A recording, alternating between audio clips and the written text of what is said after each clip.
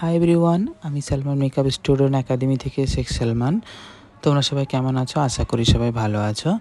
তো যেটা জানানোর ছিল, প্রতিটা ক্লায়েন্টদের কাছে গেলে কিছু কিছু ক্লায়েন্ট, প্রতিটা ক্লায়েন্ট বলবো না, তোমরা যেটা বলে থাকো স্কিন ফিনিশ মেকআপ বা একদম স্কিনের মতন টেক্সচার, যেটা তোমরা হয়তো, তোমাদেরও ভুল নয়, তোমরা হয়তো সোশ্যাল মিডিয়ায় এডিটিং ভিডিওগুলো দেখে মনে করো যে সেটা হয়তো ন্যাচারালি সেইভাবেই থাকে। হ্যাঁ, অবভিয়াসলি থাকে। তো তার জন্য কিছু কিন্তু নিজেদেরকেও ট্রিটমেন্ট করতে হয়। ট্রিটমেন্ট মিনস কি, এই নিজেদেরকে facial, per month facial, hair threading, এগুলো তো মাস্ট লাগে। এগুলো ছাড়া তো আর সেইভাবে স্কিন স্মুথ মেকআপ করা যায় না। আমরা তো আর ম্যাজিশিয়ান নয়, আমরা একজন মেকআপ আর্টিস্ট। তো আমরা যতটুকু নিজের 100% দিয়ে তোমাদের কাজ কমপ্লিট করতে চাই। তো তোমরাও যদি এগুলো একটু মেনটেন করো, তাহলে অনেকটাই বেটারভাবে কাজ দিতে পারি আমরা। আর আমরাও চাই সেইভাবে মেকআপ দেবো। বাট স্কিনের যেটা টেক্সচার, সেটা তো অবশ্যই থাকবে, সেটা তো আমরা লুকিয়ে দিতে পারবো না।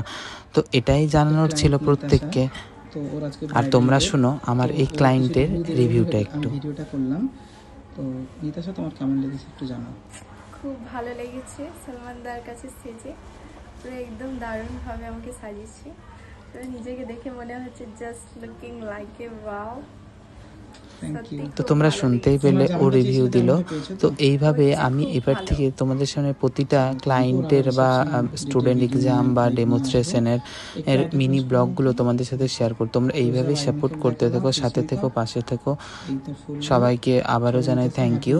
তো তোমরা এটাও জানিও আমার এই ব্রাইডকে কেমন লাগছে। মানে সত্যি ব্রাইড ছিল খুব মিষ্টি দেখতে। Thank you.